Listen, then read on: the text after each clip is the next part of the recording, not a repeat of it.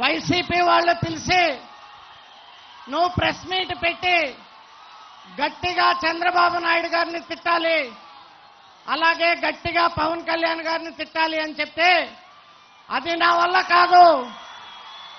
బందర్లో ఒక అతను ఉంటాడు, అతను మీకు ఎలా కావాలంటే తిట్టడంతో పాటు బ్రహ్మాండమైనటువంటి యాక్షన్ చేస్తాడు, అతనికి చెప్పండి అని చెప్పేసి నేను వాళ్ళకి చెప్పడం జరిగి తరువాత వైసీపీ పార్టీని వీడి జనసేన పార్టీలో పవన్ కళ్యాణ్ గారి అధ్యక్షతలో జనసేన పార్టీలో చేరానని చెప్పేసి సందర్భంగా మీకు మనవి చేస్తా ఉన్నాను. మీ అందరికీ తెలుసు, ఇక్కడ ఒక ఎమ్మెల్యే గారు ఉంటాడు. ఆయన ఆ స్థాయికి మించి ప్రవర్తన చేస్తూ ఉంటాడు. మాట్లాడితే 2 చెప్పులు చూసి చూపిస్తూ ఉంటాడు, అందరికీ 2 చెప్పులు తీసి చూపిస్తూ ఉంటాడు. నేను చెప్పాను పవన్ కళ్యాణ్ గారికి, సార్ మీరు ఎక్కడ పడితే అక్కడ చెప్పులు వదలొద్దు, మీరు అనకాపల్లిలో వదిలినటువంటి చెప్పులు బందర్లో ఉన్నాయని చెప్పేసి నేను చెప్పాను. అవునా కదా? అప్పటి నుంచి ఆయన చెప్పులు కూడా జాగ్రత్తగా మరి ఉంచుకుంటున్నారనేటువంటి విషయాన్ని కూడా ఈ సందర్భంగా నేను చెప్తా ఉన్నాను. ఈయన స్థాయికి, ఈయన మాటలు, ఈయన ఎటకారం, ప్యాకేజీ స్టార్ అంటాడు. ఈయనేమో సత్యచంద్రుడి గారి పెదనాన్న కొడుకు, మీ అందరికీ తెలుసు. గురుగింజ కింద నలుపు ఎరగదంట, అట్లా ఉంటది ఈయన ప్రవర్తన అని చెప్పేసి ఈ సందర్భంగా మీ అందరికీ మనం చేస్తా ఉన్నాను. మరి ఆ పోర్టుకి వెళ్ళి ఫోటోలు దిగి వీడియోలు పెట్టి నేను పోర్టును తెచ్చానని చెప్పుకుంటుంటాడు.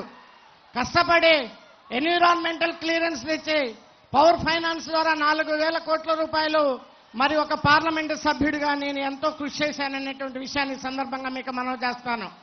పోర్ట్ ఏమో ఈ పోర్టు కూడా తెచ్చాడంట, సముద్రం ఏమో వీళ్ళ తాతగారు తెచ్చాడు, మీకు తెలుసా? అట్లా ఉంటాయి ఈ పేర్నాని మాటలు ఇక్కడ అనేటువంటి సందర్భంగా మీకు మనవి చేస్తా ఉన్నాను. మరి ఈ పార్టీ నా బీసీ అని చెప్పుకునేటువంటి పార్టీ అన్యాయంగా అక్రమంగా కొల్లి రవీంద్ర గారి మీద మర్డర్ కేసు బనాయించారు. అన్యాయంగా ఆయన 60 రోజుల పాటు జైల్లో ఉండొచ్చాడు. రవీంద్ర గారిని చూస్తే ఎవరికైనా ఆయన మర్డర్ చేశాడని చెప్పి ఆయన మొహం చూస్తే చెప్తారా ఎవరైనా?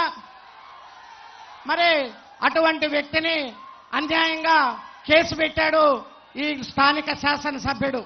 నేను అడుగుతున్నా, బీసీలు నా బీసీలు అని చెప్పేటువంటి ఈ జగన్మోహన్ రెడ్డి గారు మొన్న రేపల్లో అమర్నాథ్ గౌడ్ అనేటువంటి ఒక బీసీ వ్యక్తిని మరి చెరుకు తోటలో తీసుకుపోయి కాల్చి చంపితే దాని మీద నువ్వు ఏం యాక్షన్ తీసుకున్నావు అని చెప్పేసి ఈ సందర్భంగా నేను అడుగుతా ఉన్నాను. మొన్న పవన్ కళ్యాణ్ గారు తెనాలిలో బ్రహ్మాండంగా దాని గురించి చెప్పారు. ఇందాక చంద్రబాబు నాయుడు గారు చెప్పారు, మీకు బీసీల మీద ప్రేమ ఉంటే బీసీల మీద ఆ రకమైనటువంటి హత్యలు ఎందుకు చేస్తున్నారనేటువంటి విషయాన్ని కూడా ఈ సందర్భంగా నేను అడుగుతా ఉన్నాను. ఇక్కడ ఈరోజు పోర్టు బ్రహ్మాండంగా వస్తా ఉంది. నేను చంద్రబాబు నాయుడు గారిని అడుగుతా ఉన్నాను, అలాగే పవన్ కళ్యాణ్ గారికి చెప్తా ఉన్నాను, ఒక 3,000 ఎకరాలు ల్యాండ్ ఉంది, సాల్ట్ ల్యాండ్, దాన్ని ఇండస్ట్రియల్ హబ్గా మార్చి యాన్సిలరీ యూనిట్లు తీసుకొచ్చి ఇక్కడ వేలాది మందికి ఉద్యోగాలు ఇచ్చేటువంటి అవకాశం ఉంది, దాని మీద దృష్టి సాధించాలి అని చెప్పేసి కూడా నేను ఇద్దరిని కోరుతా ఉన్నాను.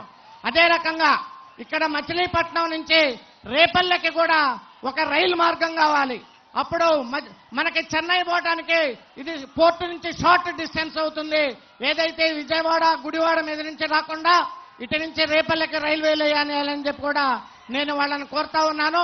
ఒకసారి కూటమి వచ్చిన తర్వాత ఇటువంటి అభివృద్ధి కార్యక్రమాలు ఎన్నో చేసుకోవడానికి ఆస్కారం ఉందని చెప్పేసి ఈ సందర్భంగా మీకు మనవి చేసుకుంటూ, డాక్టర్ భోగరాజు పట్టాభి సీతారామయ్య అంటే ఆంధ్ర బ్యాంక్ వ్యవస్థాపకులు. ఇక్కడ ఆయన్నే పేరు మీద 40 కోట్ల రూపాయలు తీసుకొచ్చి మేము ఒక కమ్యూనిటీ హాల్ కడదామంటే ఈ దుర్మార్గుడు ఎదుర్కొన్నటువంటి ఆపినటువంటి మాట వాస్తవం కాదా అని చెప్పేసి నేను అడుగుతా ఉన్నాను.